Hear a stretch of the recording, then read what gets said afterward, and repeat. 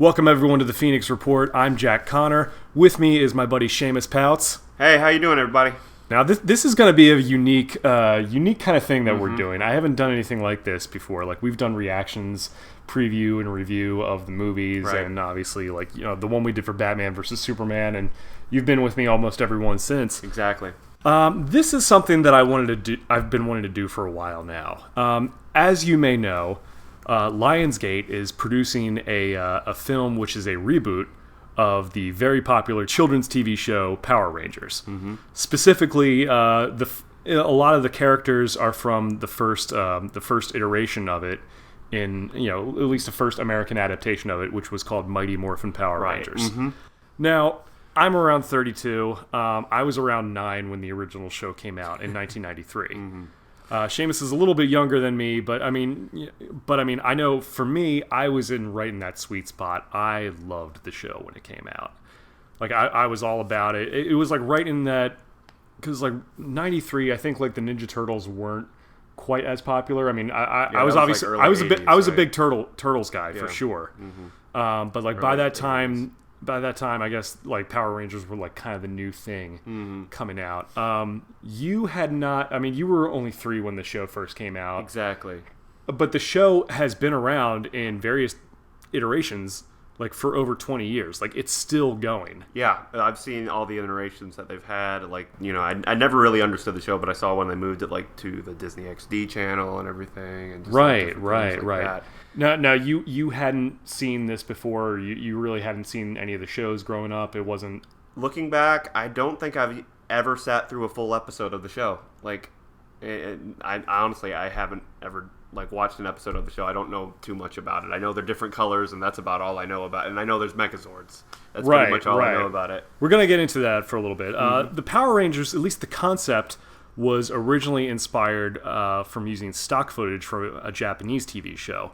Or at least the series, it's more of a franchise because it's called Super Sentai. Okay. It's in Japan, and every year, each season would be kind of a self-contained thing, but each would kind of revolve around a similar formula. You get 5 people, and then eventually you add a 6th midway through the season. Okay. You get 5 people who could transform into these brightly colored suits, and they would have powers of some sort. And they would also feature giant robots, or giant mechanical robots or mechas. They could combine, sort of like the precursor to to Transformers. Right. People always like kind of compared it to Voltron and said it was a ripoff of Voltron. It actually predates Voltron and Transformers. Super Sentai, the first season of that came out in 1975. Oh wow! It was produced by like the Toei Company. Which I believe that was the studio in Japan that produced the original Godzilla movies and original monster movies. So you'd have elements of that in there because like the monster fighting. Yeah, the robots would often fight giant monsters, and it would be guys in suits, obviously. But they would be giant. They would fight it against like a cityscape. So you had elements of that in there. I think the name for the genre specifically was tokusatsu. Okay. Which I'm not sure what that translates to. I have no idea. but that was sort of the genre that it sort of ushered in. There were several different shows produced by that company that eventually would later get American adaptations following the popularity of Power Rangers. Now, were these shows was the original Super Sentai show made for kids? Like, do you know if it was made for kids, like in its original? I believe it was. Okay. Like, because I've seen the original, and again, Power Rangers specifically, or at least Mighty Morphin Power Rangers, the original show, that featured stock footage from like the incarnation of Super Sentai that came out a year before Power Rangers came. And that show was called Kyoryu Sentai Zyuranger, which meant like Dinosaur Squad. Oh, okay. So they, like, Super Sentai was already doing like the different iterations of like the dinosaurs. And each season would have its own cast. It would have a new cast. They would have their own it would be sort of its own like self-contained story. Okay. Which is really an interesting way to do it. Yeah. You see that in like almost like British television, how they'll have like mini-series where it's like it'll tell one complete self-contained story, it'll have an arc, and then that'll be it. It'll move on to something new. I think American Horror Story does that too. Well, they have some recurring members, but it's like a completely different storyline every season. Kind of Right. like that. Yeah. Right. Well, Kyoryu Sentai Zyuranger, that came out, I think, in 1992. So in 1993, when Mighty Morphin Power Rangers was bought by, or at least they worked out a deal with the Saban company. Now to preface this, I want to give a little background on Saban, because it wasn't like a major studio or anything. Yeah. It was basically created by these guys, Haim Saban and Shuki Levy.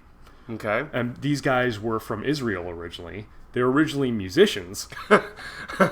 You know, they would play in bands in Israel, and I guess as the story goes, Haim Saban was on like a business trip in Japan, and I guess he found the Super Sentai stuff, and I guess he saw dollar signs.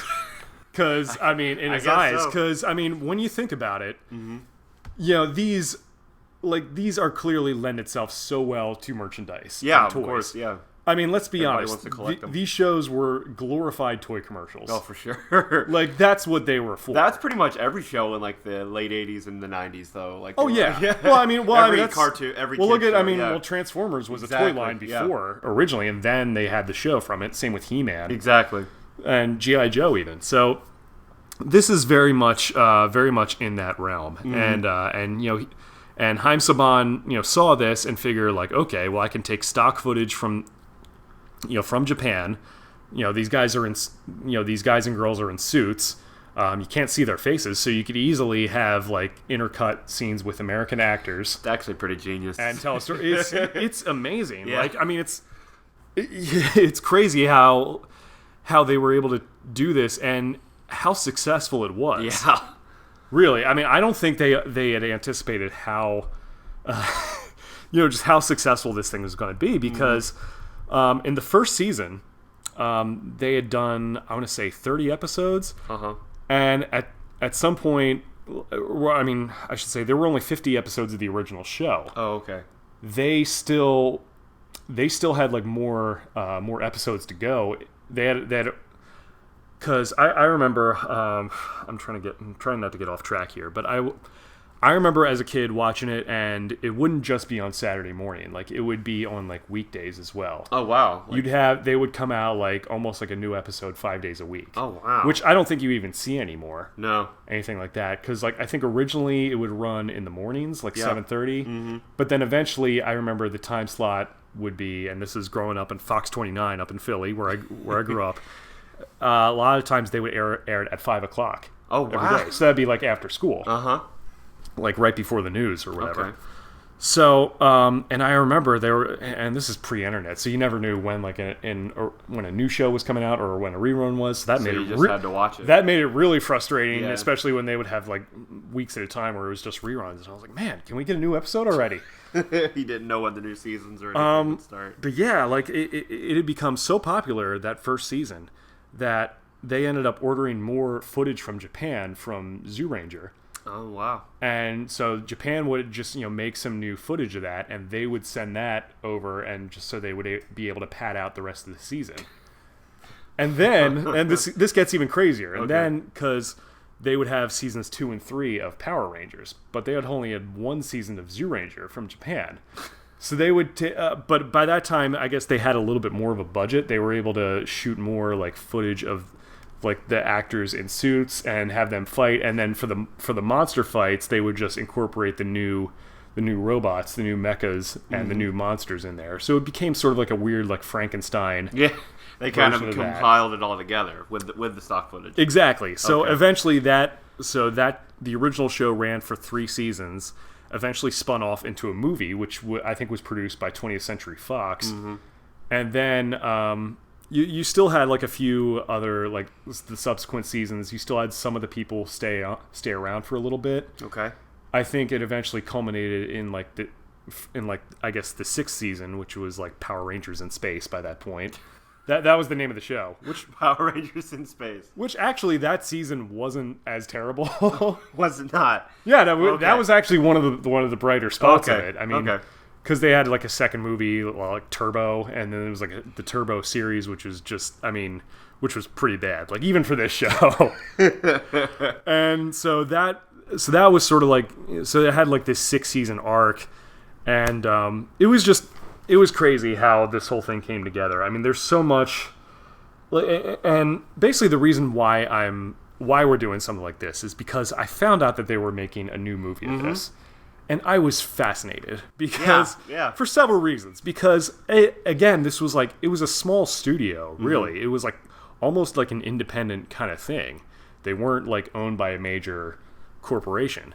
And they had managed to take something and like that was really low budget and turn it into just a juggernaut. Yeah, it's basically they turned it into some kind of, what's the word? Well, it was a franchise. Yeah, exactly. Yeah, and it's still going today, and it just, and the thing is, like, it's, well, we're gonna watch the show, and it's like, it is inherently insane. Like, I mean, that was the reason why it was definitely targeted towards like kids. I want to say ages like 6 to 12, but like it definitely shows it, and as we watch it, you're gonna get the idea. Okay. Of that. It was like, and I would love to see like a true Hollywood story version of like what went on, just with the actors and all the productions, because there were a few things like in the middle of the second season, you had 3 of the original players ended up like leaving mid-season because like the show was making a ton of money by this point, but like they weren't paying the actors crap. Oh wow.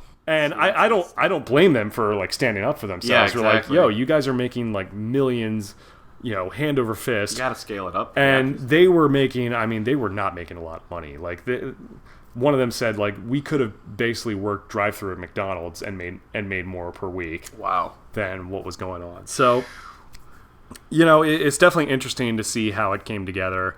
I could go through and like talk about like the main cast, but I think if we just watch it and then we'll get to that later. So I need some context for it. Yeah. So a lot. Also, part of this podcast was inspired by a few similar podcasts out there.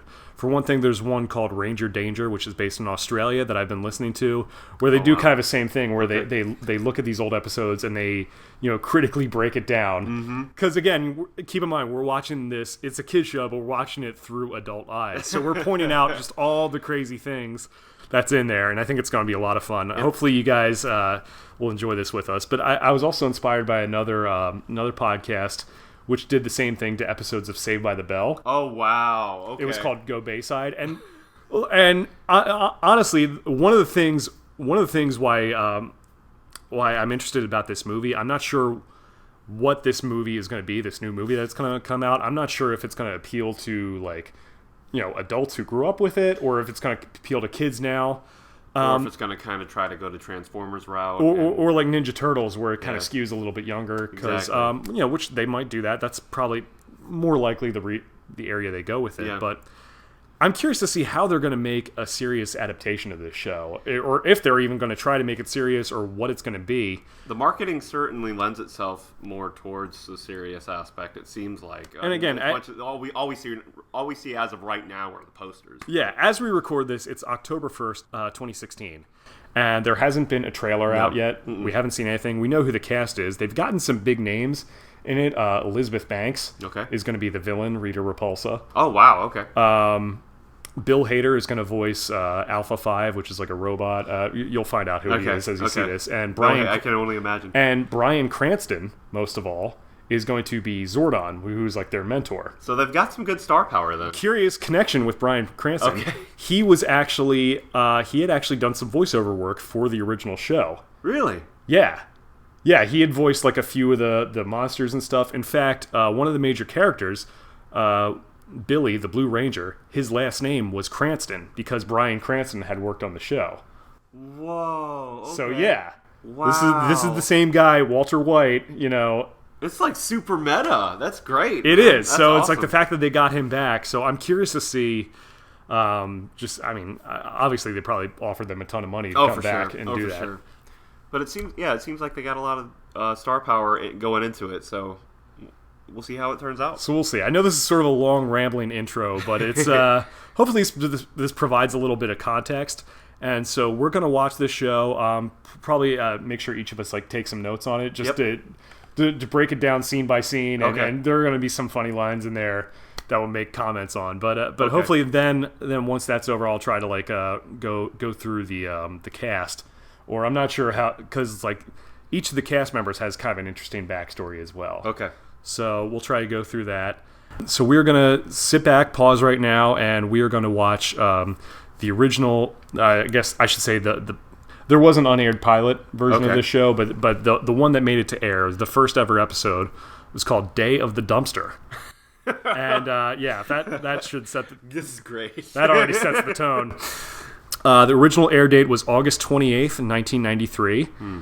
And we're going to sit back and watch that and kind of break it down once we come back. So don't go anywhere. We will be right back. All right. Well, there you go. So for those of you following along, you could probably also see the original show on Netflix, or I think there are DVDs out, and there are some websites you can go to where you can, might not be the most legal of websites out there, but you can get them. That's kind of we don't condone that, but it's out there. Yeah, they're out there. So Day of the Dumpster. Seamus, this is your first full-length episode of Power Rangers. The first one. What are your thoughts coming out of it? I liked it. I liked it for what it was. I mean, going into it, I knew it was going to be cheesy, campy, karate moves and everything. And when I saw it, it wasn't well done. I didn't think, right. I enjoyed it. I was laughing, and I thought, some of the stuff was pretty cool. So, yeah. I mean, I think it's one of those things where you wonder, it's like, okay, could they potentially adapt this? Is there enough there? I personally think the concept... Oh, absolutely. I think the concept is strong. Yeah. Basically, the show is... it's more or less Saved by the Bell on steroids. Yeah, that's what I was... had something about, which, 90s yeah. I'm on board with, which, it's teenagers who get superpowers. You can see the appeal of it. Oh, yeah, for sure, kids. definitely. The suits look cool. Yeah. The Zords is what they call the mechs. Mm-hmm. The Zords, because I guess they have Zord on there. We'll get into that in a little bit. Okay. They were cool toys. Yeah. I could see them being easily collectible, and the fight scenes. They weren't amazing, but they were fun to watch. Yeah. The Japanese footage I thought looked pretty good, actually. For as dated as it looks, I've seen the original show, Zoo Ranger, and it's more cinematic. They put a lot of money into the original footage. Yeah. The rest of the show, not as much. No. But we'll get into that a little bit. So, so we go to the opening scene. That's originally they kind of have a summary of that where it's you have the main villain Rita Repulsa, which I don't know how you can make a serious thing with a name like Rita Repulsa. Oh, before we get into Rita Repulsa, she sounds like a stripper from the South Bronx. She does. That's what you get that name from. Yeah. Well, and apparently these two astronauts that apparently we never hear from again. I don't know if we ever do we hear from these astronauts ever these again? two astronauts who are clearly Japanese men. Yeah, exactly. Dubbed over by English voices. They opened this giant space dumpster. Why is that a thing? I don't know. But even before that, you saw the opening credits. You saw actually no, we'll talk about the cast afterwards. But what'd you think of the theme song? Oh, it was great. That's what got me right. I was like, it's a great shredding solo. guitar. Yeah. It's pretty awesome. It's great. As kids themes go, it's shredding guitar. The lyrics are only "Go Power Ranger." But it's catchy. It's such an earworm. Everybody knows it. Mm-hmm. And the guitar solo was very. The guitar solos, I guess. Yeah, it's things they were going. I enjoyed that part. Yeah, I think there was a rumor that it was that. I think there was a rumor, but that it didn't end up being true. But Buckethead, the guitar player Buckethead. Yeah. There was a rumor that he was the one who recorded that. Really? It wasn't. Okay. It was this guy named Ron Wasserman, who was the in-house composer that they had there. Okay. He was the one who did all that. But But yeah, so as you said, we open with this scene on what I think they never really said if it was the moon or if it was another planet. Yeah, some kind of desert planet or something like that. Yeah, which again, we don't even have that now, and this is 1993. Why would there be astronauts there? Right. I didn't get that. There was no context why the astronauts were on the planet or what they were looking for. I mean, I think it was supposed to be the moon because that's where she ends up like building her base. Okay, that makes sense. Yeah, so these two clearly Japanese astronauts are on there. They open this, this container, which they describe it. Oh, it must be some kind of space dumpster. They're so matter of fact about that. Which, by the way, like space dumpsters are not a thing. It's not the first thing I would go to. Like space dumpsters are not a thing. You would they would probably be like freaking out, like, oh my god, what is this thing? Should we even open it? We don't know what's in there. They don't even check anything. It has like a ruby, like red diamond on top of it. Mm-hmm. So they're thinking like, okay, let's check that out. Let's check out the space garbage. I'm assuming, yeah. So they open that, and all of a sudden, big flash of lights.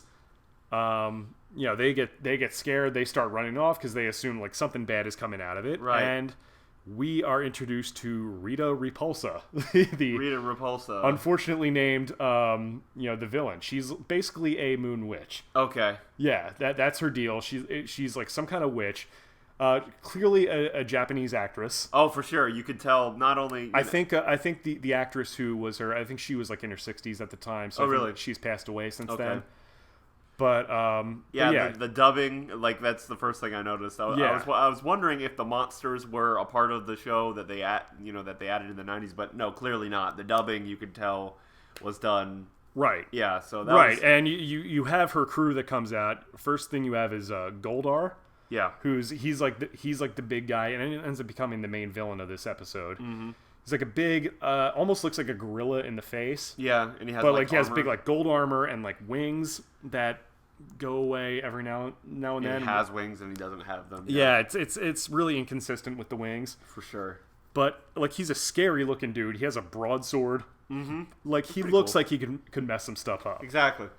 Then you have Squat and Babu, who are like the two like dummies basically. Squat is the one with the shorter one that like spikes, and he's the shorter like fatter one. Babu is like the tall one that looks like a skinny like monkey, and Mm-hmm. They're like the bumbling idiots, and so they're going out there. Although ironically, like Squat will be the one, he's like supposed to be the dumb one, but he'll usually think of like, all the good ideas. Hey, why don't you make him big? Okay, yeah. Okay. Never gets any credit for. Then Finster, who's like I'm not really sure what he looks like. He's like like an elf kind of thing. Yeah, he's like black and gray type thing. Yeah, he's like supposed to be an older one. He creates the monsters basically. Okay. So they all come out. Okay, we'll get to so Rita says, after 10,000 years I'm free, which I'm wondering like are they awake? Are they in suspended animation? It's never really clear.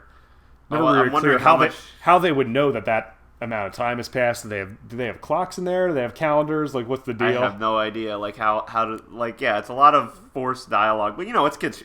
That's kids show. I mean I was just laughing. I was like, they're just getting right into it, aren't they? They come out and she's like, "Oh, you made me step in a puddle, you nitwit," which I'm like.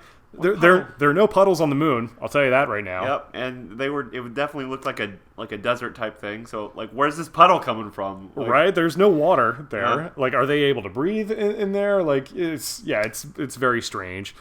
Like, even if it's supposed to be the moon, it's clearly like broad daylight. Mm-hmm. The footage is out there. Yeah. And we don't know what happens to those two nice Japanese astronauts. Yeah, they're just gone. They're just like peacing out. Like I want to know. I don't know if they got why killed they were there. or yeah, what expedition were they on or something like that. But they're like, let's get out of there because they know bad stuff is happening. So Rita says, it's like, okay, you're gonna miss my coming out party, which means I'll destroy the nearest planet, which is Earth. Okay. So that kind of explains her motivation anyway. She's just like, well, Earth's nearby. I might as well attack there.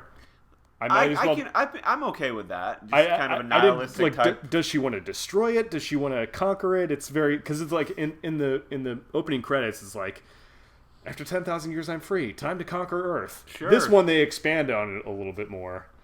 It's like, why does she want to conquer Earth? I mean, I don't know. Like, what's her end game? Yeah, I don't understand what's going on. Like, just typical rule the world stuff, I guess. Right. And I love in kid shows where it's like they would go, oh, right this way, your evilness. Yeah.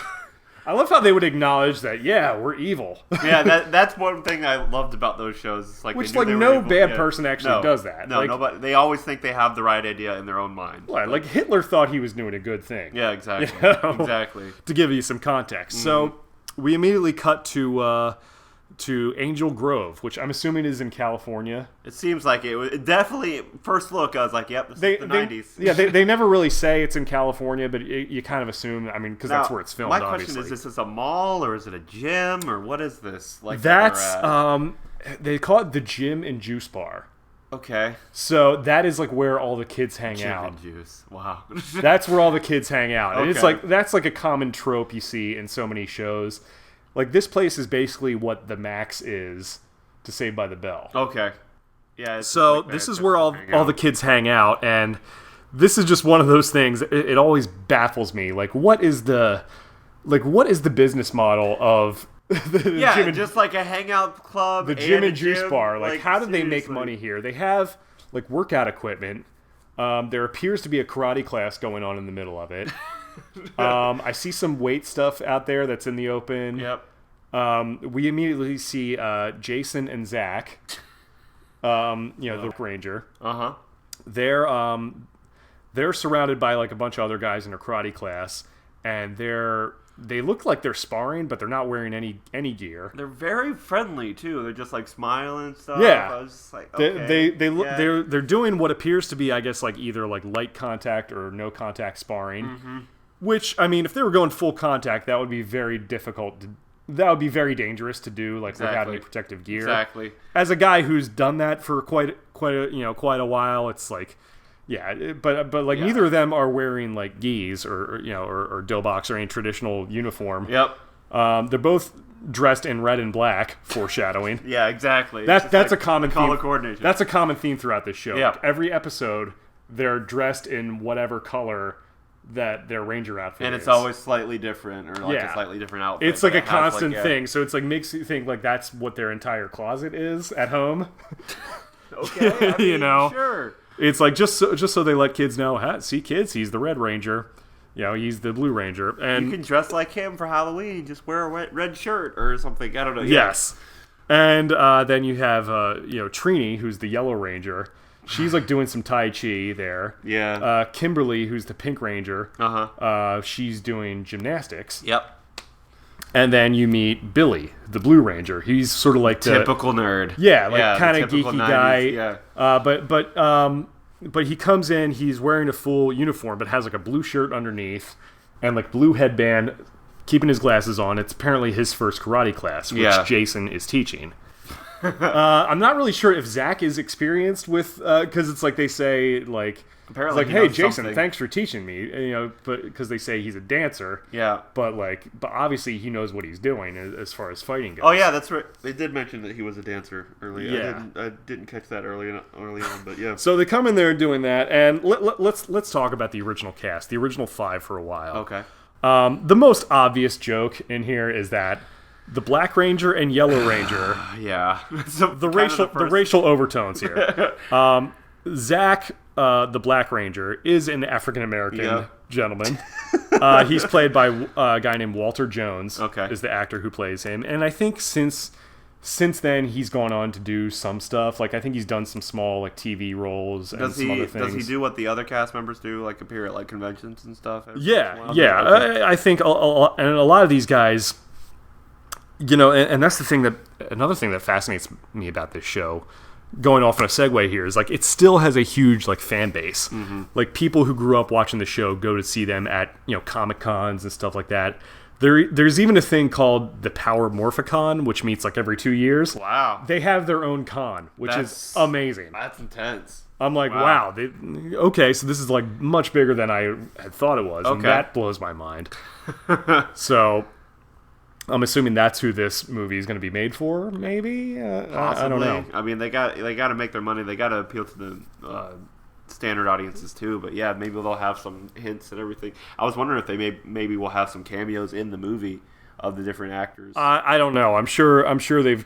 I mean, we'll see. I mean, it would be cool to see that. Obviously, absolutely. Yeah, and Jason is played by a guy named Austin St. John. Okay. It was actually not his real name, by the way. Like his real name is Jason Geiger, which I'm like, why change your name to Austin St. John? I don't know. Like Austin St. John kind of sounds like a male porn star. Let's be honest. A little bit. Yeah. That's kind of a porn star name. But yeah. So Austin St. John plays. I mean, especially if you're playing a character named Jason. Yeah. Why did they change their name? I didn't get that. I don't know. But he's on there. He was like actually age appropriate at the time. He was like 17, I think, when the show came out. No, which one is Jason? He's the Red Ranger. Okay, the Red Ranger. All right. I'm still learning the names. Yeah. I should probably go through the cast after all this because I don't want to get on too much of a tangent. Mm-hmm. But Billy comes in. He's there for his first karate class. Apparently knows nothing about karate or anything. Right. Like that. I actually wait. Before he goes into his karate class, I mean to backtrack there. We're introduced to Bulk and Skull. Bulk and Skull. Okay, yeah, right. Now these two guys last longer on the show than any of the other actors. Really? There. Like they were on this show for so long. They were on every episode. They were supposed to be the comic relief. They were basically the bullies. Mm-hmm. The bumbling bullies type thing. But they were so stupid. Like it was bad. Yeah. Like it was just the corniest. Like especially for most of this first season, they always like wind up either like getting some kind of like mess on them or something like that, or falling down, or like a pie in the face or whatever it is. It's always like some kind of gag where they end up looking foolish. So something just to make the kids laugh, pretty much, is why pretty they're much on the show. Yeah. And so they immediately go up to Kim and Trini, who were the two girls. Yep. And they were like, just being typically like obnoxious, like, "Hey girls, what about our double date?" Yeah, exactly. It's and they were like, we didn't make a double date with you. That's not a thing. Yeah, we never agreed to this. Who are you? They basically tell them to get lost. Yeah. And then at some point, the Black Ranger, what was his name? Zach, yeah, he comes up, and apparently they're scared of him for some reason, even though I don't know, they weren't scared of him, or they were, because apparently they were at first, but then like Bulk is like, oh, so the dancer wants to become a fighter. Yeah, and exactly. And so the girls look at him and is like, don't worry about that, Zach, we can handle them. And then they all of a sudden get really mad. It's like, oh yeah? Let's show them some of our karate moves, Skull. Think about that. They're trying to ask these girls out on a date. Uh-huh. They get rejected, and then they're like... Immediate reaction is to immediately attack them. They want to start, like, beating them up. Like, what? It's, like, super rapey. Just like, what they're going... Yeah. I mean, I know it was the 90s and everything. That was... I mean, I understand, and they're the bad guys, too. Which was kind of. Well, kind of. They're the... I just love that... Immediate reaction. I love that trope where, like, okay, well, let's beat them up with karate moves? Yeah. And their karate move, quote unquote, which all they do is like charge them, and then the girls move out of the way and like kind of like do like a little judo flip kind of thing, but like not really. Exactly. They like barely touch them, and then they flip and fall down on the mat. They didn't even attempt to do any kind of karate moves or anything like that. I just thought that was funny. And then Kim replies with, "Look, you guys should definitely join Jason's karate class." Which I'm thinking, like, first of all, why would you say that? Yeah, why? I guess they're the typical good guys, and they just want to help them out. But it's like, no, you wouldn't want to recommend fighting classes for these two guys who failed at beating us up. You should try to get better at it. Yeah, these two guys want to beat up women. First of all, how are they not like arrested? Yeah, exactly. Or kicked out of school?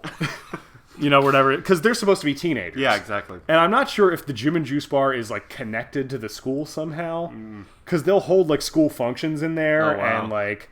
Every like event they have is like at the juice bar. At the juice bar. Gym.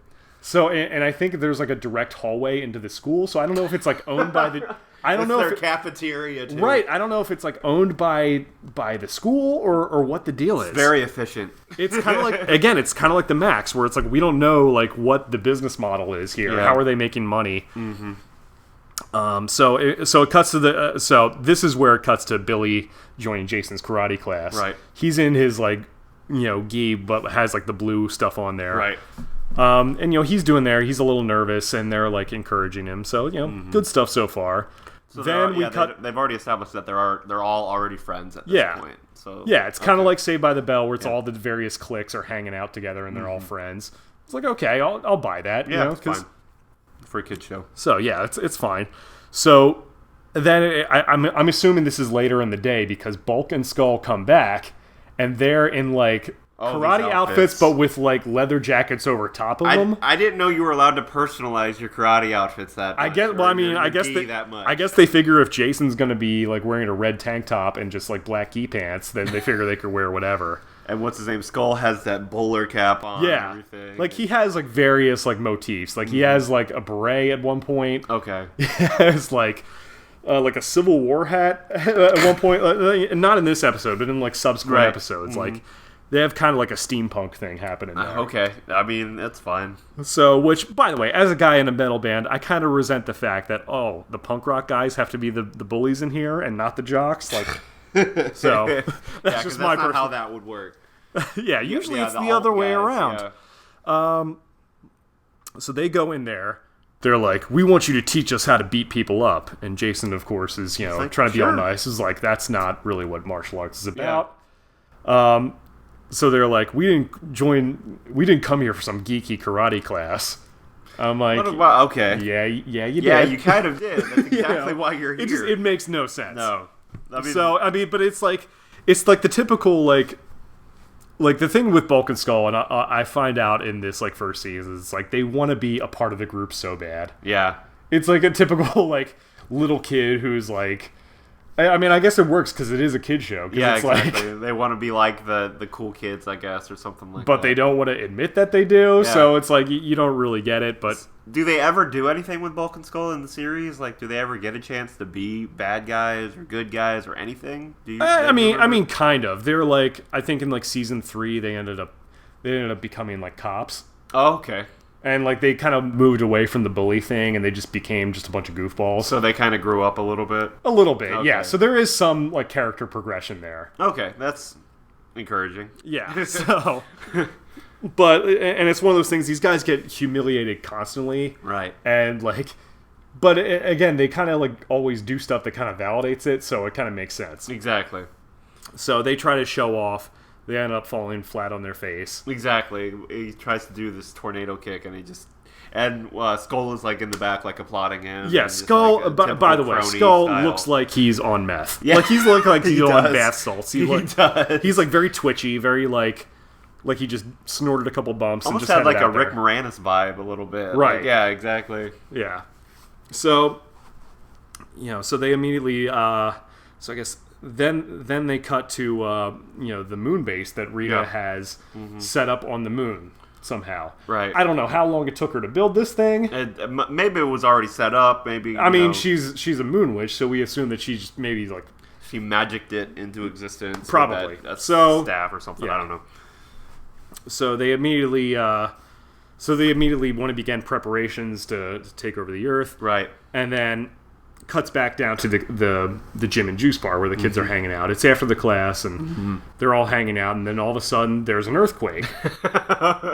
And we know it's an earthquake because the cameras start shaking, and the guy is like, "Oh no, it's an earthquake!" Yeah, that guy, by the way, he's like the owner of the gym and juice bar. Okay. His name is Ernie. Okay. Which, I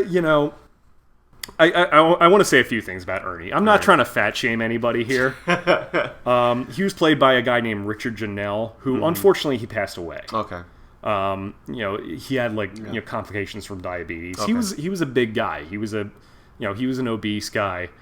But I mean, the guy runs a gym. And I'm just saying. The irony. And that's not very good marketing. And I think they did that on purpose. Oh, wow. First of all, like if you wouldn't expect a guy, in that kind of shape to be running a gym. You would expect that this guy clearly has not seen the inside of a gym. Oh, definitely not in his life. He's serving like burgers and fries and milkshakes there. Apparently, apparently they sell other things besides juice at the juice bar. But yeah, it's like, so it's like talk about a mixed message. By the way, sending like. Basically being like a diner and a cafe, in a gym? It's like, I guess nutrition isn't their big selling point. I don't know. They say it's a juice bar, but is it really? I have no idea. Like, that's the thing. So the earthquake comes. Ernie walks by. Tray of milkshakes, immediately spills it on Bulk. Oh, sorry. Wah wah wah. Of course, that becomes a running gag. Okay. So it's an earthquake. People are freaking out. They're running out the door. The five kids are still there. Mm-hmm. They're the last ones in, and it immediately cuts to this command center, which is in the middle of the desert. Now, I think the building itself that they use for the exterior is like sort of like Jewish temple or a museum. Okay. I think that's what they used for the exterior. The rest was done on interiors were done on sets. Right. Mm-hmm. They kind of superimposed it into like this desert in California, which that area, I think it's in Burbank. Okay. It's been used for a lot of different things. Right. Star Trek would film there. Yeah, exactly. It's typical. It was like those famous cliffs that like Captain Kirk fought the Gorn on, and I think it was in Bill and Ted's Bogus Journey, and it's you've seen it in a million things, like these jagged cliff faces in California in this desert. Now, where was this supposed to be? Like, they didn't say. It's just like out in the desert somewhere. Okay. So immediately we go and see the command center, which is the headquarters of Zordon, who's supposed to be like the Power Rangers' mentor. He's basically this wise alien being. They say he's trapped in a time warp, whatever that means. He's basically a giant floating head. Okay. And he has this booming voice, and he has his little robot buddy there, Alpha 5. Alpha 5. Well, yeah, he was pretty cool. Now, you mentioned something about him earlier. Is that the character that Bill Hader's going to play? Yeah, Bill Hader's, I'm assuming he's going to do the voice. He'll do a good job with that. So that makes sense. Yeah, that'll be funny.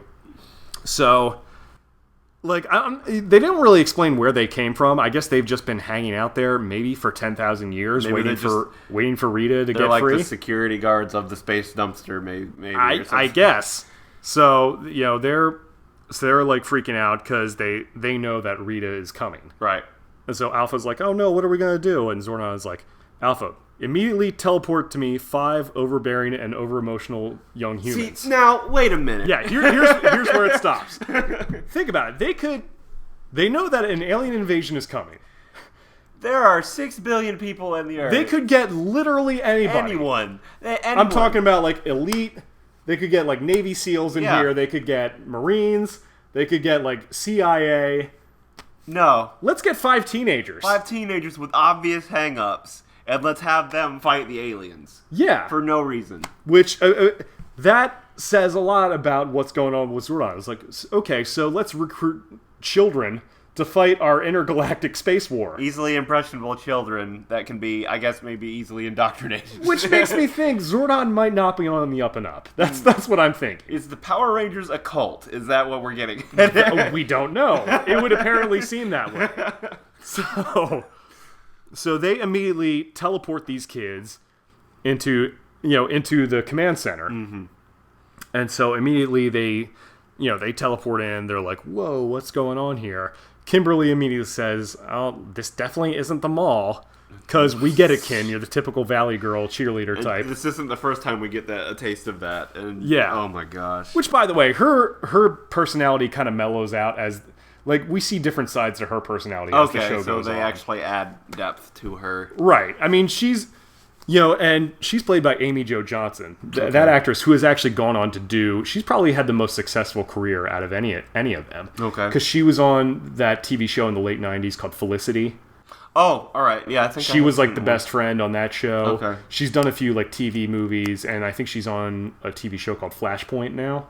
All right. So she's like definitely done some stuff. Yeah, she's still working. She's also a singer-songwriter. She's like a pretty talented musician, and that she actually shows off that in the show. Oh, okay. So it's like, so it kind of highlights. So she's probably one of the better actresses on the show. Okay. So they do that. They're trying to figure out, and Billy immediately sees Alpha, and he's like, "Wow, and I know this made you laugh. It's like a fully functional automaton." Because we get it, Billy's a genius. He knows, he can figure out, He says a fully functional automaton. I've never seen one of these before. And in my mind, I was thinking, yeah, you've never seen something that you know everything about, apparently. Like, right. Okay. Well, I guess that's how he describes it. Yeah. So it's one of those things. I mean, I'm sure he's read some science fiction, so he's probably thinking like, oh wow, a robot, artificial intelligence. Exactly. But they have to push the nerd thing. I know some really smart, really nerdy people. If they ever saw something like He's basically like the Donatello of the group. Yeah, because he always like very speaks in like techno babble, like affirmative, precisely. Yeah, they really push that. It's like we get it. You're smart. You're smart. You're smart. He's a nerd, and the glasses. See his glasses and his overalls. Yep. Clearly he's smart. This kid's a genius. He's great. Oh yeah. Billy is one of the most interesting characters on the show. Like at one point in the show, like he invents like wrist communicators in 1993. Okay. Like teleporters. He invents, like, even a flying car at one point. Yeah. This kid's a super genius. He needs to be, like, what are you doing here, Billy? You need to be at, like, MIT or something right now. Like, what are you doing in the public... Why are you going to the juice bar? Why are you in the public school system? Seriously, get him at, like, Caltech or something. Like, he could be actually doing something. He could be curing cancer. Yeah, like, exactly. He's a genius. That's funny. So they immediately see Zordon, and he, tells them about... It's like, about Rita Repulsa.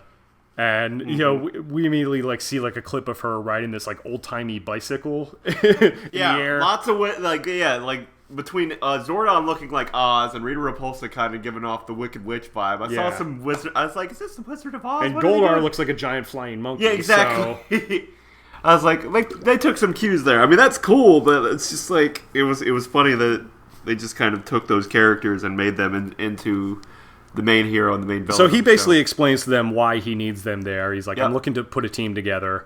You'll get these special suits. They'll draw from the power of dinosaurs for some unexplained reason.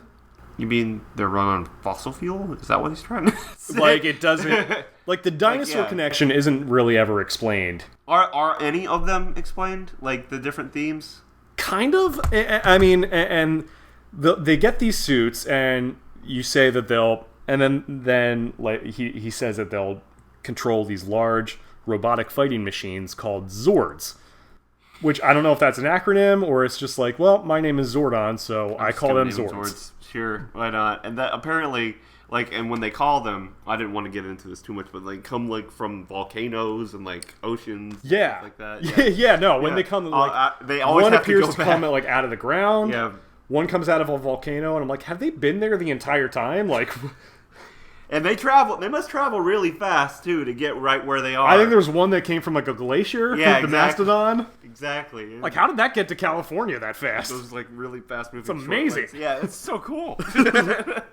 Like, so, and, like, even as they're explaining that, like, even Trini's like, I don't get it. And we're not like... the only one. We're like, no one does. No one does. Just go with it. Yeah, that's kind of the idea of the whole show, I think. And even Zach was like, you know what, this is all too much. Yeah, this is too weird for me, so I'm gonna go. The rest of them like peace out. Jason is the only one who's like, I don't know, should I? But he ends up following his friends outside. Mm-hmm. And right off the bat, they immediately point out like, geez, you think he could like beam us back into town or something? But he doesn't. They just end up walking in the desert. They do acknowledge a lot of the different things. Which it is definitely like winking at itself a little bit. Mm. It's a little self-aware. Yeah, I mean the show is definitely paced quickly. Like for sure. Oh yeah. Like they have a lot to explain. It just goes and goes. It keeps your attention. I definitely wish they would have done like maybe a part 2 on this one or something. Right. Yeah. So they walk into the desert. Yeah. And we cut back to the moon base. Mm-hmm. So Rita goes to Finster, who's like her scientist guy. She's like, Finster, are the putty patrollers ready? The putty patrollers are like these like foot soldiers that they have. Mm-hmm. They're literally made out of clay. They go through this like old-timey machine. And they come out as like human-sized like clay soldiers. They made this like weird sound, which I'm like, Are they like sentient? Do they have souls? Like what's going on here? I had no idea. Yeah, they just create, just right off the bat, just create. Yeah, they're life, like no problem. They're like the Chitauri, basically. Yeah, exactly. They're like nameless, faceless. Throwaways. Yeah, throwaway characters. Mm-hmm. So they send them to to Earth, because she sees like, oh well, Zordon's awake, which makes me think like, can they see what each other's going on? Like, are they? Do they know what each other's about? It's weird. Like, how would they know that? Yeah, exactly. Exactly. I don't understand like how they know each other's plans, and it's just like they know so easily about each other. So she sees these kids like, oh, he's going to recruit teenagers to stop me. I'm going to send these putty patrollers out there to mess them up, to take them out. Yeah. So the putties magically appear around, and then they start fighting. Yeah. And here's where it gets good, because you immediately cut to Zach, who starts like dancing. Apparently dancing, and it immediately cuts into like a funky beat as he's doing that. Yeah, it was funny. As if it could be more stereotypical. Oh, I know. But like could have started breakdancing. dancing. I mean, he's a great dancer. Yeah, like he's busting a move out there, and then immediately starts fighting him. Billy apparently looks really scared. He doesn't really know what to do. He doesn't do anything. He gets thrown into a corner. Kind of first one to go. Kim is a gymnast, so she can like do flips and stuff. Right. So she's got some athletic stuff about her. They hold their own for a couple seconds. Trini and Jason, I mean, are both martial artists, clearly. Yeah. She does, like, Tai Chi and stuff. Because she's Asian. Yeah. Oh, yeah. There's a lot of because she's Asian in that episode. Right. Now, the actress, she was Vietnamese. Oh. So I don't know if Trini is supposed to be Chinese. They don't really say, but, like, her last name is Kwan on the show, so I'm assuming it's Chinese or, maybe Cambodian. She's Asian. Okay. She's some sort of Southeast Asian. It was Asian. the 90s. They could get away with this. Yeah. So, forgive me if I don't get the exact nationality right. By the way, Jason the Red Ranger, I heard that he was like of partial Native American descent, so that just adds another... Oh, no. That just adds another level of racial insensitivity there. Wow. That's funny. Yeah. I'm sorry. I find that hilarious. But So, so they start fighting. They get all backed into a corner. And they're like, and they still have those these power morphers on their like belt buckles. They still have that. They didn't. Yeah, they were like, oh yeah, we're gonna go ahead and go. We're not gonna do anything, but we're gonna keep the souvenir that you. Yeah, they totally walked out with the morphers and the coins in there, which I guess is the source of their powers. And so they're like, so Jason's like, you know what, we should do it. We should use them. And so they immediately morph and they transform. Know how to morph and know how to use them. I get it. Well, I mean, he did say earlier, you call out the name of the dinosaur that yours is. So I guess that's how they do their thing, and then they instantly transform into Power Rangers. And so Zordon immediately is like, all right, they did it. Let's teleport them out of here. Which I'm like, why didn't you do that earlier? They were being attacked by these things. Like, now that they can defend themselves, now let's... Was he going to, like, wait for them to, like, get on board? Or, like, what if they didn't? Was he just going to let them get the snot kicked out of him by these putties? He's not on possibly the up. Murdered? Yeah, he's not on the up and up. Zord's got something going on, man. Zordon, yeah. And Zordon. Yeah, so that happens. They're immediately teleported to the city where they start fighting Goldar and a bunch of other putties. And that's where it clearly cuts to, like, the Japanese footage. Yeah, definitely a slight change in quality, but enough for you to be able to notice that it's something different. Yeah. They start fighting...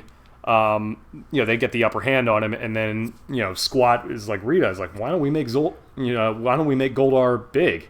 That'll be tough. They won't be able to fight him then. So she does that. And this is a thing she does like every time. She'll like throw her staff, I guess, down from the moon, exactly hit that point on Earth. I mean, that's a pretty cool weapon in and of itself. But, I don't know what they do. I guess that explains why they attack during the day. Maybe that's when they're facing the orbit. I mean, if you want to get technical about it. Exactly. Yeah. And I'm just wondering, how does she get it back, or does she have like multiple? I don't know. I don't know. I assume she just like magics it back. Sure. And like it lands, and it always cuts to this thing where it looks like the ground is opening up. Yeah. For some reason, and that made Goldar giant. So now Goldar was already there at that point, right? Yeah. Okay, yeah. So that made him giant. He's walking around. He's getting ready to mess some stuff up. Okay. So they're like, all right, we need to call on the Zords, the power. Immediately they know how to do that. They know exactly how to and then they come out of their various crevasses in the earth.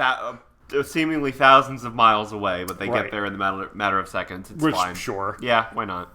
I guess they like jump and like they jump really high, which that's one of those things. To this day, I'm not exactly sure what exactly the Power Rangers' powers are. They're just really good at stuff. I guess they immediately get good at karate because like Billy, the Blue Ranger, he's immediately able to just like just kick their asses immediately. Yeah, exactly. He's just whooping ass like everyone else. They're fighting them, and I guess they leap real high, and they go into the cockpits of each of these things where they instantly know how to operate them. Yeah, they clearly say in like ADR, I think because they're like, oh, it's like I know it instinctually, which makes me think, and they don't say this, that it's like a psychic connection somehow. Sure. Why not? It's like some sort of like instinctual, they know how to move these things, which is like, all right, I'll buy that. There's a lot of stuff in the show that I like that's interesting. Like it would work if it were explained. You know, it would work for adults. Okay, for kids it works fine, but it would work better for adults if it were explained. I was like, I could watch this show. If we're, you know, obviously I'm not the target age anymore, and I might actually watch more episodes just because it's fun. I mean, honestly, I could do an entire podcast breaking down each episode of this show. Exactly. Because it's insane. Yeah, exactly. Like some of the stuff that they do, and it's hilarious. Yep. I mean, if I had that kind of time, I would. I mean, there are podcasts that do that. Yep. I'm a grown man with a job. Exactly, yeah. And I don't have time to do this, but exactly. it would be fun to do. It would be so much fun. Oh, yeah, because it's crazy. I mean, the show is great. Yeah, it's a lot of fun. So, so they immediately combine to form the Megazord, which, clearly, I mean, it's like actors in suits in Japan. They're doing that sort of thing. And I really liked that, though. But it's like they immediately move into one combined cockpit somehow. Somehow they all know, like, how to operate it. There's like... Yeah, and I'm thinking, like, well, who's controlling it? Yeah. Because all 5 of them are in there controlling this big thing, which is essentially like a Pacific Rim type suit. It's like, does one person grab one arm? Does one person you get the right leg? And I think that's how I assume they do it. And I would assume it would be like one guy, Jason, in this case, controlling it, while the other guys like monitor, like, okay, shield levels at whatever percent. And exactly. I guess maybe that's, and again, we're looking farther into this than they ever have. This is why it's than the writers of this show ever have. It's fun to do. Because we're looking at this through adult eyes, which makes it hilarious. Yeah, it's great. It's... So they start fighting, and it's one of those things that it gets me every time. They always have these giant monster fights in the city. Like, there's usually, like, buildings knocking down. There's like, thousands of people are dying. Yeah, there's no mention of collateral damage at all. People are dead. Like, they never say it, but it's like, they even had, like, in a few episodes, like, surprisingly, there were no casualties. Yeah. I'm like, BS, there weren't any casualties. There's no way. And people complain about movies nowadays where, you know, that kind of destruction just happens. Yeah.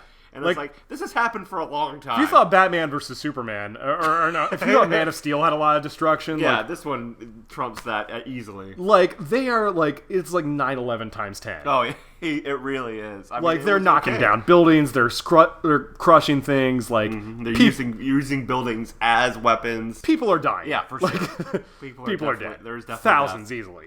Yeah. So... Because no city is that...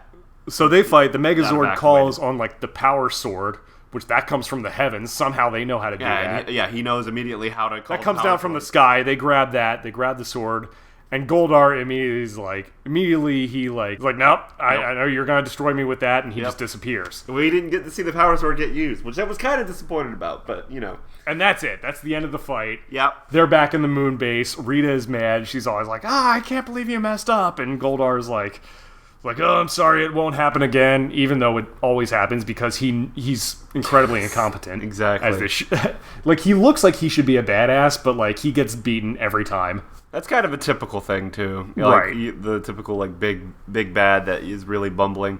And then at one point, I think Rita's like, now I have a headache. And I was, like, thinking to myself, I kind of do, too. Yeah, that's something that's, like, one of her big lines, and she, like, screams it in the most ham-fisted way possible. Yeah. I have a headache! Which, I'm trying to say this delicate here. I don't want to offend any of the women who may be listening. No, boy. Could it be that time of the month for Rita? Is it possible? Seems like it. Is it possible just like she has a constant like bad case of the menses and she's constantly and that's why she wants to destroy the world. Some people... I don't mean to sound insensitive here. I'm really not trying to be a jerk or a chauvinist here. I'm just saying it's like, I mean, that comedy writes itself. Oh, that's great. That's awesome. Like, why does she go to the headache well constantly? That's... I mean, I get it. I mean, I guess it's stressful trying to And like getting beat by these teenagers on a weekly basis. Yeah. But it's just center where all the kids are back there, and he says like, "Oh, you've done a great job." He's like, "Well, we got lucky that time. How do we know that we're going to be able to do it?" And Zordon's like, "Oh, you are." It's like you've created a team that. It was like luck had nothing to do with it. I was like, I doubt that. Yeah, no, luck had something to do with it. Just a little bit. It's like you were as fine of a group of superheroes as there has ever been. Which makes me wonder, like, are there other superheroes that exist in this universe? And again, we go back to the fact, why did he choose these 5... And where were they for this? Yeah, exactly. It's just like, why are the Power Rangers being chosen when there are obviously other more capable people right. out there that can be Power Rangers? And they're always like presented as being the only hope for these monsters. And I'm laughing, I'm like, what do you suppose the international response is to these giant monsters who...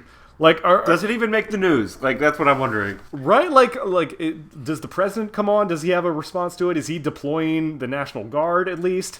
I didn't see one jet or anything. There should be a military response to this somehow. It shouldn't just be 5 teenagers in dinosaur robots. Not only that, we have nukes. We could send that to the moon and get that. I mean, I guess I don't know what that would be like to nuke the moon, but if they know where Rita's hideout is.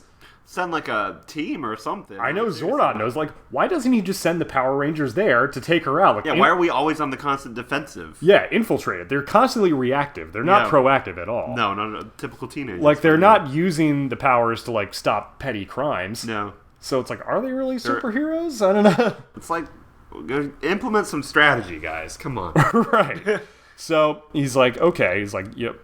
So he's like, all right, I have 3 rules if you guys are going to be Power Rangers. Mm-hmm. 1, never use your powers for personal gain. Which I'm like, well, why does he care what they use it for? Exactly. Like, well, again, these are, I guess, good rules to follow. Which, again, we don't really know what these powers are, but I'm assuming... I'm assuming they kind of make them like almost like Captain America, where they have like enhanced endurance and strength, superhuman, slightly above human. Maybe faster, stronger, and more endurance. Like, I'll buy that. Yeah. They never really say what it is, but I'm assuming that's what the deal is. And they have like weapons like swords and daggers and stuff like that. Oh, they didn't. Did they even use any? No, they didn't. They didn't use like the weapons on this episode. I think they get them later. Yeah, I think in later episodes they bring out that, and that becomes a thing that they use later. So never use your powers for personal gain, which is like, why do you care if they make a few bucks on the side? Seriously, I mean, these teenagers got to do something. I mean, right? Like, they're kids. Like, I mean, do you want them to get a summer job? And what is personal gain? Like, what does that even mean? Yeah, exactly. That's very Second, vague. never use to escalate a fight only unless you absolutely need to. So maybe that explains why they don't go ahead and attack Rita. They're always. I guess it's like a code of It's like a code of honor, because like there will be scenes in the show where it's like they'll fight putties and they'll be just like regular and they'll be fighting them, but only when the monster shows up, that's when they begin to morph. Okay. So I guess that explains that. Yeah, I mean that's one thing explained, but. And then the third one. This one. Never let anyone know that what your secret identities are. Because reasons. Yeah, because reasons. Because you're superheroes, and that's what you're supposed to do. I get why he would say that. He's like, this would really change your lives. I mean, I guess maybe he's saying that just to protect them a little bit, but it's like, really, like, why that shouldn't really affect him one way or the other. That's one thing that in modern superhero movies that namely Marvel movies, that I'm glad they kind of done away with. Right. The secret identity, quote unquote. Right. Now, I mean, I think they're going to keep Spider-Man's deal. Oh yeah, for sure. But but for the most part, all the other ones are. We always deviate towards Marvel, but all the other ones, people know who they are. Right. And that's one trope that I'm glad they got rid of with superheroes later on. But this one, it was just like, this one was the most pointless. I was like, they didn't even bother explaining. Right. And I mean, I kind of get why from a creative perspective, because it allows them to be normal kids during the day. Yeah. And they could go to high school, and then they do this secretly. And I guess that adds for a little bit of tension there. Yeah. even though it's like they're constantly wearing the same colors, and it's like, how do people not figure out that these a little bit of common sense. These kids may be the Power Rangers, Like, that guy that always wears blue. I think he might be the Blue Ranger. No way. So originally they were all on board except for Kimberly, where she's like, well, I don't know, you guys. I mean, she just goes into full Valley Girl. She's like, I mean, my nails get caught in there, my hair would get caught in the helmet. My hair gets all tangled in the helmet. And they're like, oh, okay. And she's just like punking him out. She's like, she says the most 90s thing you could think of. It hurt. It was so 90s. It was funny. It was hilarious. And then Alpha starts freaking out. Like, he's about to explode. I kind of reacted like Alpha 9 did. He's about to explode because it's so hilarious that she said that. Humor, what a concept. Like, he's freaking out like, oh my God, that's the funniest thing I've heard in my entire life. It was great. And then they end on like a hands in 1, 2, 3 Power Rangers, and then freeze frame, cut to credits. That's the first episode. It went by so fast. That's there you go. One thing I noticed. It was just like it went by so quickly. So there you go. Yeah. That's our breakdown of Yeah. that. So you see how just insane this show is, the premise and everything. Yeah. And so what are your thoughts on that? My thoughts are, well, I liked it for what it was. Like I said, it was. I mean, there's nothing good about it necessarily, right? Like I enjoyed it for being a kid's show. I know I have a little brother who I know would enjoy that, and if I were like 10 or 11, I would really enjoy watching it. Yeah, I mean, you think if you were like around my age, like I was around 9 when the show came out, so I dug it. You think if you were a kid at that point, you probably would have. Oh, definitely. I'd be like kicking in, punching and stuff, right? And just having a good time being a Power Ranger. That'd be fun. It made so many kids want to take up martial arts. Yeah.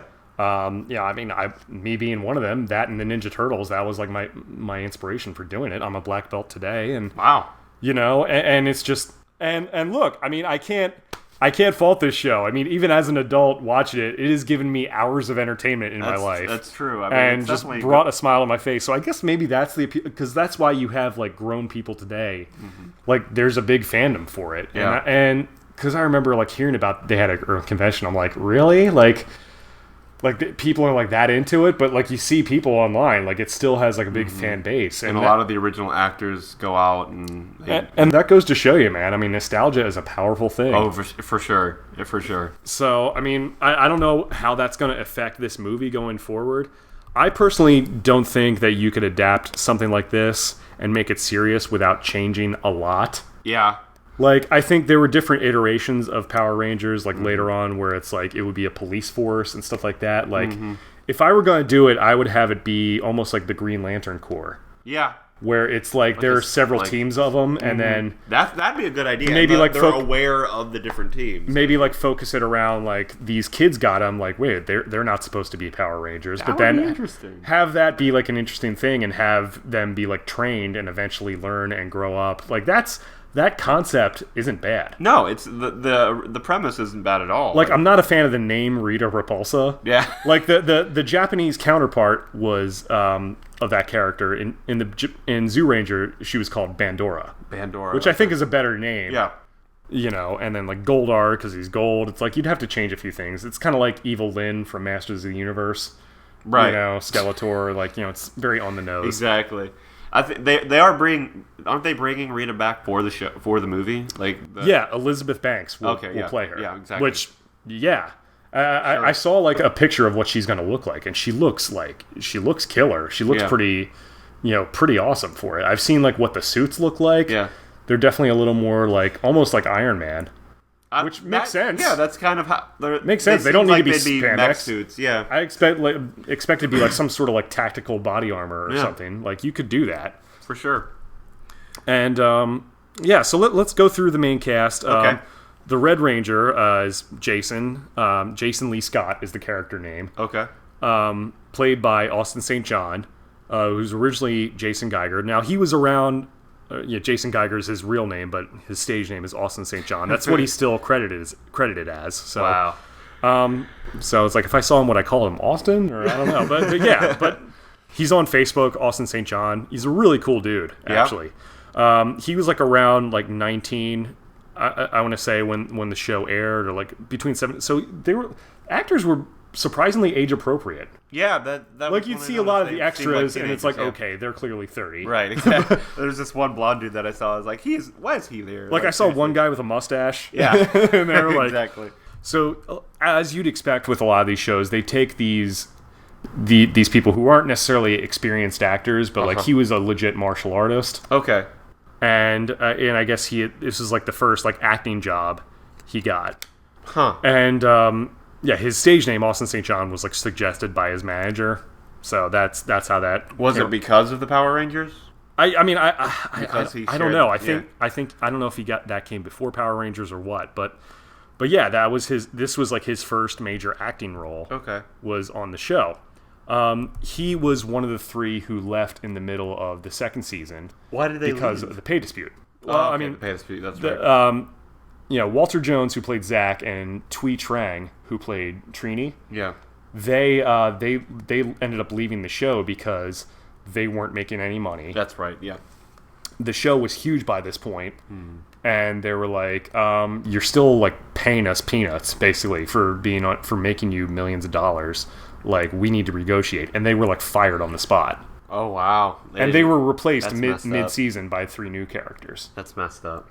And it was crazy how they did it, how they were able to pull it together. And like on the show, he was always my favorite of the 5. Mainly, I love the color red, but I just think maybe because he was the original leader, somehow I kind of identified with him. He kind of reminded me of my older cousins a little bit, so kind of see that. But the most popular character came later. And he was the 6th Ranger. He was the Green Ranger. The Green Ranger, yeah. We'll get into him for a little bit. But Austin St. John, he was there. He left. He later came back for one of the later seasons. Okay. And for one of the movies. But then after that, he kind of got out of the business. Save for a few guest spots here and there. Okay. He actually, and this is really cool, he got out of acting and he actually became an EMT. And served in Iraq and Afghanistan. Wow. And he was there for quite a while. So, and like, he had been there for a while. It was just in recent years where he's been on like the convention circuit. Mm-hmm. And he's trying to get back into acting, doing some independent films and stuff. And so he's trying to get something going. So that's like a really cool thing. It's cool to see him, like, these people as like working actors. Yeah. And the fact that he served our country in Iraq. Yeah, definitely. That's huge. That's amazing. Awesome. So that's amazing. Good on you, Austin St. John. Sure. That's awesome. And then Trini, the Yellow Ranger, she was played by a girl named Tui Trang. Her parents, I think, she was actually born in Saigon in South Vietnam. Okay. She and her parents emigrated to the U.S. when she was really young. This is in the 70s during like they were like refugees basically from like when the North Vietnamese invaded Saigon in 1975. They were trying to get away from communism, so pretty good story there. Coming and then she went on. Then she gets this. Yeah, then she gets an acting gig. Yeah, really pretty girl. She her character was like almost kind of like, she wasn't like the Valley Girl kind of thing. She was almost more like, I guess she was almost more of like the Jessie, Saved by the Bell kind of thing. Where she wasn't like a crazy feminist. She was just more of like a sort of like an earthy kind of chick, more like environmental kind of thing. Like quote unquote hippie type person. Yeah. She wasn't like so much a hippie, but you could tell she was more into like environmentalism and stuff. That's how her character shaped out. Okay.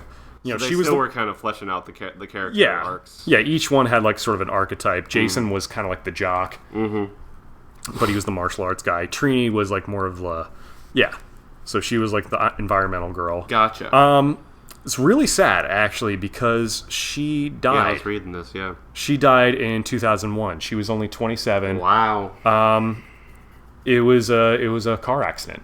Yeah, I mean, I don't think there was alcohol involved. No. I think it was just sort of a freak accident, and so she was like, she was killed along with her friend who was engaged, apparently. Wow. Like they were like, and she was like Tui Trang was a bridesmaid, and that's so crazy. So I mean, super sad. Really? So she was only 27. Was she still acting before she died? Does it say anything? Or let's see. She was in. She was actually one of the lead villains in the movie The Crow, City of Angels. Oh, okay. Which I don't think that was as huge as the original Crow. Okay. She had appeared in. You remember? There's a movie called Spy Hard in 1996 with Leslie Nielsen. It was like a spoof of like James Bond, and I guess she had like a little extra part in there. But yeah, no. So, but so she was. So she had done some stuff after Power Rangers, but it wasn't a lot. But I mean, that's just really sad. I mean, only 27, dying in a car crash. This is in September 3rd, 2001. Wow. So, not to bring the podcast down for a little bit. No, but that's. I mean, just seeing where these people are now. I mean, that's right.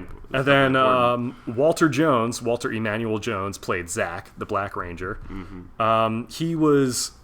I think he was the oldest of the group. Like, he was like 23 when the show came on. But he looked really young. And, I mean, the guy still looks really young. Yeah, it's does. Like, I mean, it's like that old saying, black don't crack. I mean, that's true. I mean, but no, I mean, he's, but yeah, he's a good-looking guy, still active. Looks like he's still doing some acting, too, yeah. Yeah, like, he's done some stuff. Like, he's been in, like, Family Matters, Step by Step. Like a lot of stuff during the 90s, a lot of TV work he's gotten. Oh, he was even in as recently as like the Andy Samberg movie, Pop Star, Never Stopping. Oh yeah, which I want to see. Yeah, I wanted to see that one really bad. He's done some voice stuff too, like he's in Open Season 2. Open Season 2, Cloudy with a Chance of Meatballs. Okay. So he's still working. So yeah, so he was one of the 3 that left in season 2. Gotcha. Was Austin St. John the other one that left? Or? Yeah, Austin St. John and Thuy Trang, the 3 of them left. Gotcha. The rest of them stayed on for another couple seasons. Right, all right. So he's been doing some stuff. He's definitely kept busy. Mm-hmm. And then Amy Jo Johnson played Kimberly, the Pink Ranger. Right. Of course, every boy at that time's major crush. That was mine included. I mean, she was like around 23 when that came out, so that's not too bad. And look, she's still looking good. Yeah, I mean, she didn't look that old when she was in the show. Yeah. So yeah. Like I said, she kind of had the most successful career out of any of them because she later was on that show Felicity, which is a big hit in the WB. Right. And now she's on Flashpoint. And she's done a couple other stuff. She's a musician as well. She's been in a lot of different like TV movies. I remember she was in this one movie called Stillwater. Okay. Oh no, Sweetwater. I was thinking it was like a fictional band, and that was on VH1. I remember that. Mm-hmm. And she was in this movie Susie Q. I actually did see that. I saw that one growing up. Yeah, I actually remember seeing that one growing up. Yeah. And she played the main actress in that, right? Yeah. Okay. Yeah. Super cute girl. Legitimate gymnast. Wow! Okay. As we saw in the show, like she was legitimately doing some, really talented person. She can sing and play guitar and stuff. Wow! And so she's gone on to do some stuff. I think she has like, she does a lot of TV work. So I think she lives in Toronto. She ended up getting like dual citizenship, dual Canadian citizenship in there. So she's doing good now. David Yost played Billy, the Blue Ranger. This guy has had kind of the most. He was the oldest one out of them all. His name's Billy Cranston. Yeah, Billy Cranston, named after Bryan Cranston. That was his character. It's funny that he's the Blue Ranger too. Yeah, like he was like at least like 24 when the show started. So he was the oldest actor. He was actually a gymnast as well. That was his athletic background. Okay. And he later got to kind of show that off as the show went on. But yeah, as I said, he's like one of the most interesting characters in there. He had stayed on the show until like the 4th season, where it was Power Rangers Zeo. He ended up leaving, and this is like one of the saddest stories about it. Oh man. He was routinely like teased on set by a lot of the production because he was gay. Oh wow. Like he said, like a lot of people, a lot of like the crew, and it wasn't any of the cast. Like he got along with the cast just great. Mm-hmm. But, like, a lot of the crew would, like, call him, homophobic slurs on there. I'm not going to say it right now. Mm-hmm. But, like, and he just... Man. And he had just had it with it. And eventually left. And it's really sad because he was, like, one of those guys, he was, like, kind of in denial of his sexuality a little bit. Yeah. He later went to, like, a... Sort of like a sort of like a Christian conversion. Yeah. Sort of like a pray the gay away thing. Yeah. Some sects of Christianity kind of subscribe to that whole thing. And he was like really depressed and suicidal. And, but, you know, he's doing okay now. Oh, that's great. And he ended up, he's done some acting stuff, but he's mainly moved on to like stuff like behind the. I think he's like a producer, like a TV producer now. He works behind the camera a lot, but yeah, just I mean, really sad thing. And he has like that's upsetting. He's done an interview on that on YouTube talking about it, and it was heartbreaking. And you never want to see that. So those are the main 5. And as I said, you'd later have the Green Ranger.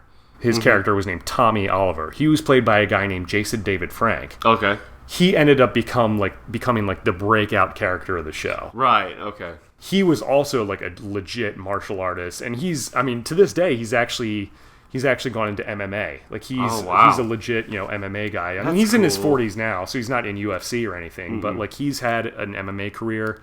Really successful karate instructor in California. Yeah.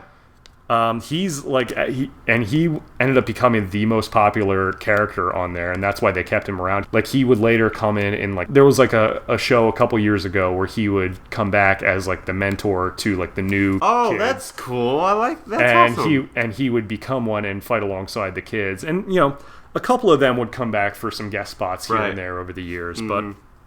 So he'd probably be the one, if they were going to do any cameos, he'd probably be the one that they would... He's been, like, lobbying, like, seriously hard to do it. Yeah. And he's, like, super gung-ho about it.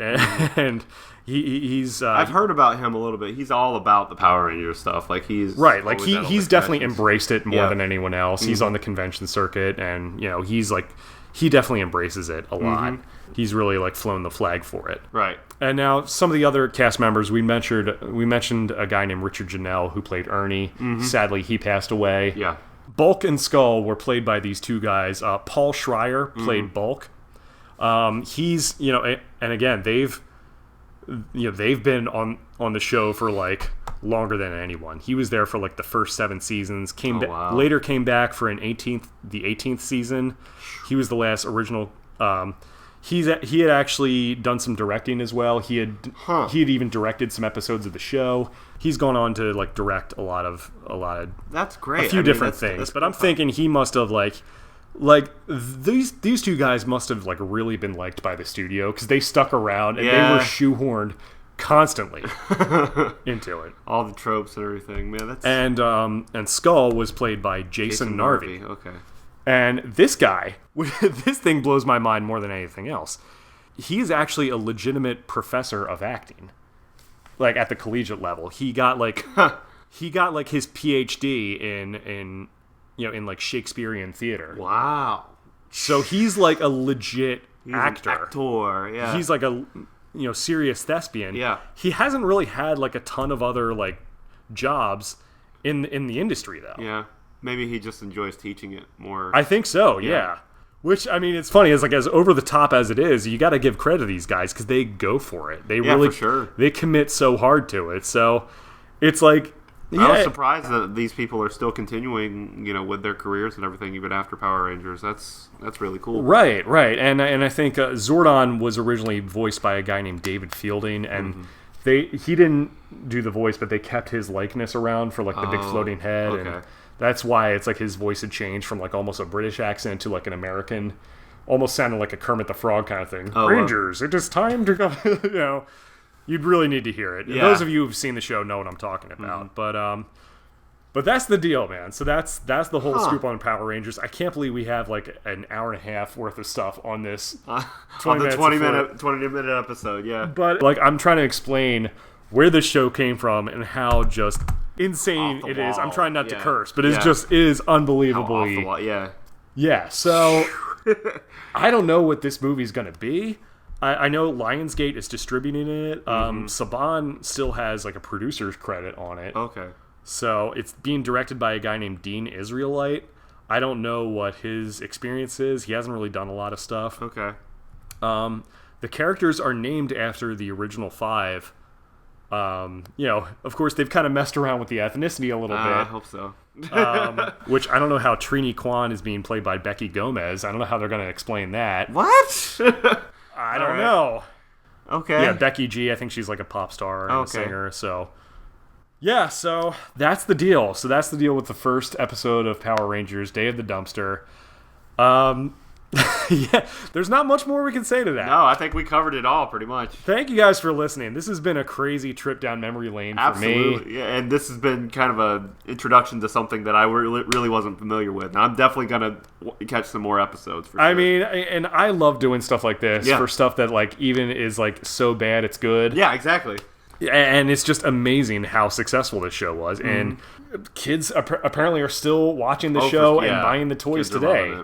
So, I mean, I guess, obviously, because it's not that expensive to make, Disney had... money-making machine. Here's the thing that says a lot about the quality, though. Disney had actually bought the Power Rangers at first, ended up selling it back to Saban. Wow.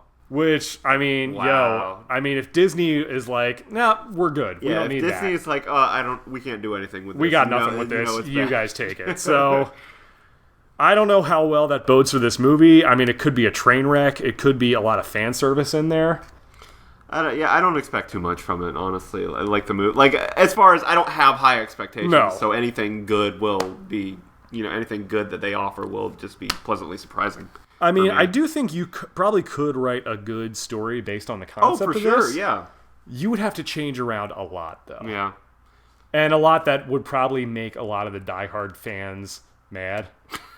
Because, I'm sorry, just going around saying it's morphin' time and Alpha saying, and all this other stuff. And, all the catchphrases. I feel like Bill Hader could get away with that on the at least once. I'm sure he's going to do it. Yeah, it's going to be cringeworthy, but, whatever. It's happened. Yeah, Alpha apparently has like a personality and feelings. It's like, okay, for a robot, it's sure, kind of a cute character though. Yeah, I mean, I could see a little bit annoying, but what are you gonna do? So, anyways, that's it. Seamus, they can follow you online on Twitter at Celtic Kraut 75. Celtic Kraut 75. Still haven't gotten Twitch set up or anything. I mean, I'm still planning on doing that. But yeah, at Celtic Kraut 75 on Twitter, and that's where you can find me. Hit me up. Definitely, and you can follow me on Twitter at jackxconnor, JackXConnor. You can follow me on Facebook, like me on Facebook at facebook.com/jackconnormusic. You can obviously subscribe to this, go back and listen to all the other episodes on the YouTube channel or wherever you're listening to this podcast. Yep. You can check out my band at www.vertebreaker.net. Maybe we should start doing covers of this, the music. You guys need to I'm telling you, man, Rangers it's like cover. shredding guitar. My goodness, that would be so it's good. It's pretty awesome. So that's the deal. Let us know. You can email me at jackconnorpodcast@gmail.com. You could also tweet me, the hashtag Phoenix Report. Let me know if you want me to keep going with this. Maybe we can review some of the other episodes as the show goes on. I mean, I hope so. Look, there are a ton of episodes in this show, so lot. it might be crazy. I mean, to see some of them out of context. I'd love to get some other people's reactions on here, especially people who are of my age who grew up on the show, to see what they think. Exactly. And just have a fun time, kind of lovingly poking fun at this show. If we could get more people together, and we should do the movie. I mean, I know Antonio and Jason are big fans of these as well.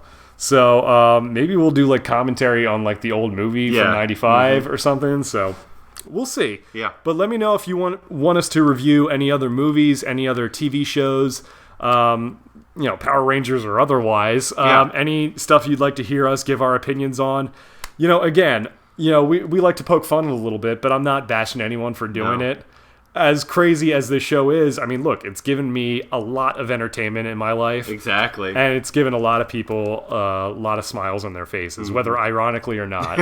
So, thank you guys for listening. This has been the Phoenix Report. He's Seamus Pouts. I'm Jack Connor. We'll see you later.